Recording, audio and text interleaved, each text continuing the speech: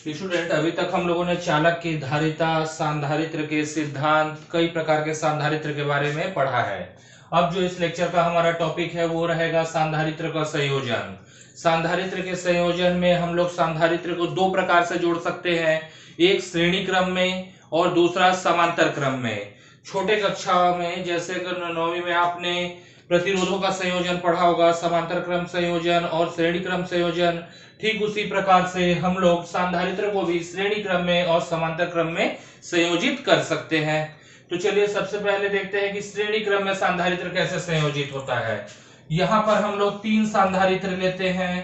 पहला सांधारित्र है ये, दूसरा सांधारित्र और ये तीसरा सांधारित्र।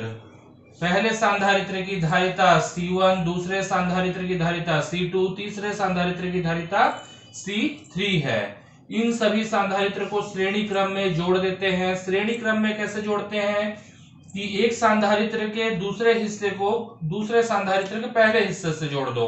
इसी प्रकार यही क्रम रिपीट करते जाओ और पहले सांधारित्र के पहले हिस्से से और आखिरी सांधारित्र के दूसरे हिस्से से एक हम लोग बैटरी या सेल जोड़ देते हैं जिसका विभवांतर है V, इधर प्लस और इधर माइनस। अब होगा क्या, देखिए ये जो माइनस सिरा है यहां से कोई एक आवेश Q चलना शुरू करेगा, वो C2, C3 और C1 तीनों सांधारित्र से गुजरता हुआ इस प्लस पे आके समा जाएगा।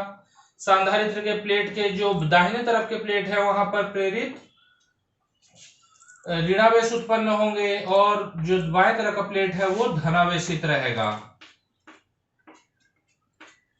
ऐसे ही इस डायग्राम को बना लेते हैं।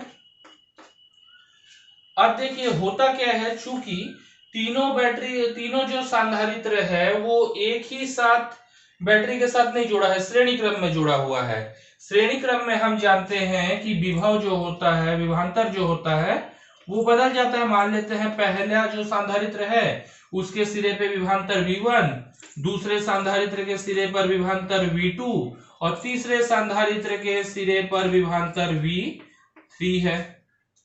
अब मान लो कि ये तीन सांधारित्र को हम लोग श्रेणी क्रम में न जोड़कर इन तीनों सांधारित्र के श्रेणी क्रम संयोजन के तुल्य एक सांधारित्र ऐसा है जिसकी धारिता CS है। CS क्यों लिए? S सीरीज के लिए है, श्रेणी क्रम के लिए है। सूत्र आप जानते हैं कि Q बराबर होता है CV, सांधारित्र की धारिता से। तो C बराबर क्या हो जाएगा, Q बटा V। तो CS बराबर यहां पर क्या हो जाएगा, Q बटा V, कुल आवेश बटा कुल विभव। ये हो गया, ठीक है। यहां तक मेरे ख्याल से आपको समझ में आया होगा। अब देखते हैं कि ये तीनों सांधारित्र के लिए भी ऐसे ही हम लोग धारिता C1 निकाल सकते हैं क्या? चलिए इसको देख लेते हैं। C1 बराबर हो जाएगा Q बटा V1, फिर इसी प्रकार C2 बराबर Q बटा V2 और C3 बराबर Q बटा V3 हो जाएगा। अब देखिए जो यहां पर विभव V है वही तीन हिस्से में बट रहा है। श्रेणी क्रम संयोजन में हमारा वोल्टेज जो होता है वो बढ़ जाता है।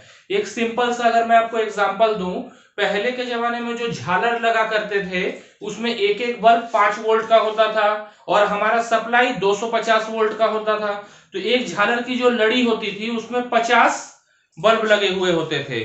जो 250 वोल्ट है वो 50 बल्बों में बराबर बढ़ जाए तो हर एक बल्ब को कितना वोल्ट मिलता है, 5 वोल्ट। और वो जो हमारा बल्ब लगता था वो भी कितने वोल्ट का होता था, 5 वोल्ट। ठीक उसी प्रकार देखिए यहाँ पर वोल्टेज V जो है वो तीन हिस्से में V1, V2 और V3 में बट रहा है। मतलब V जो है V बराबर है V1 plus V2 plus V3 के बराबर होगा। अब इन चारों जो रिलेशन हमको मिला है इसमें से V1, V2 और V3 का वैल्यू रख दीजिए।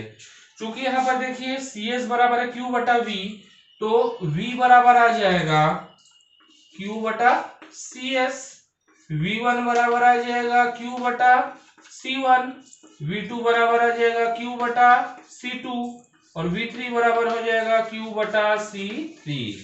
तो ये जो संबंध है v बराबर v1 plus v2 plus v3, इसमें v1 v2 तथा v3 का मान रख दीजिए।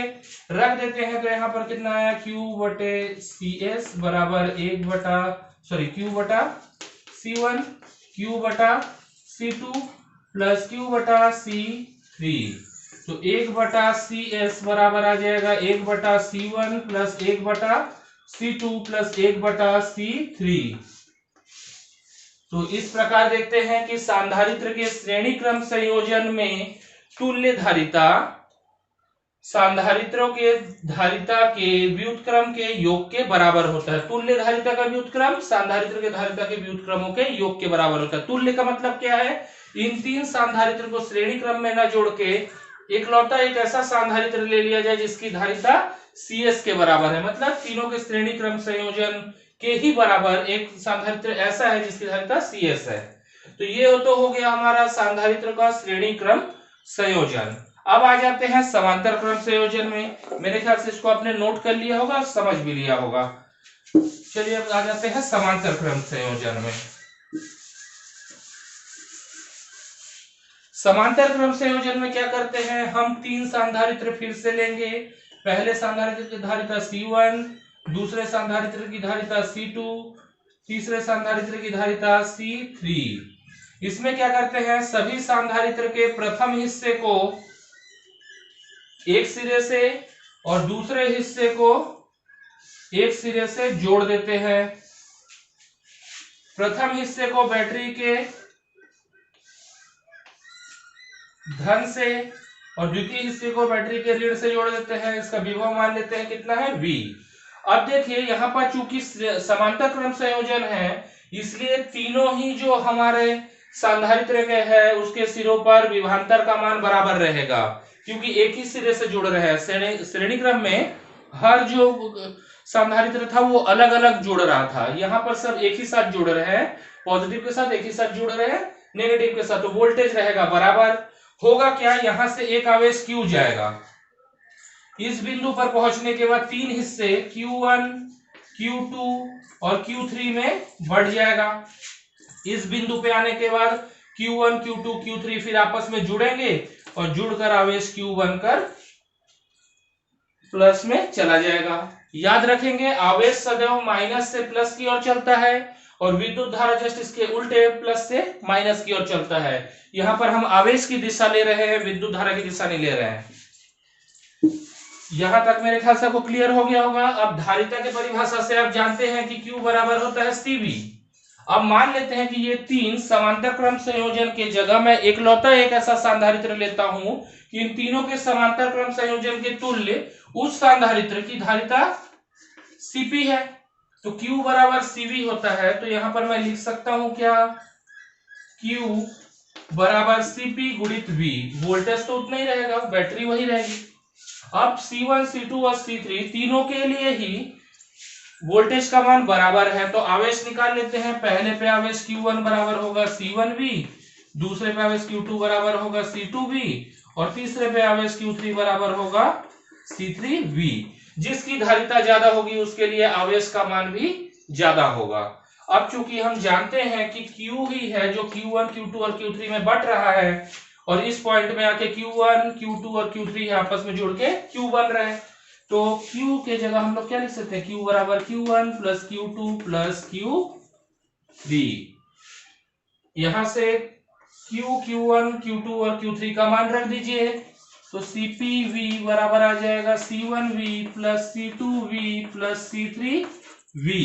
V को कॉमन निकाल के कैंसिल कर दीजिए। तो CP बराबर हो जाएगा C1 plus C2 plus C3।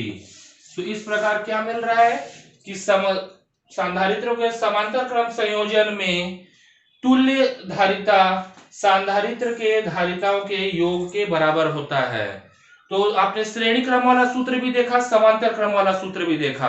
देख के स्पष्ट है कि अधिकतम धारिता अगर हमको चाहिए तो सांधारित्र को सदैव हम समांतर क्रम में जोड़ते हैं। अगर आपने ध्यान दिया हुआ अपने घरेलू उपकरणों में, तो जो प्लस रहता है जो माइनस रहता है उसी के साथ एक सांधारित्र, जिसको हम लोग साधारणतया कंडेंसर बोलते हैं, वो जुड़ा रहता है। ताकि शुरुआत में जब करंट की थोड़ी कमी रहती है, विद्युत का मान धीरे धीरे बढ़ रहा होता है, शुरुआती स्टार्ट मिले। तो मेरे ख्याल से संधारित्र का संयोजन आप समझ गए होंगे।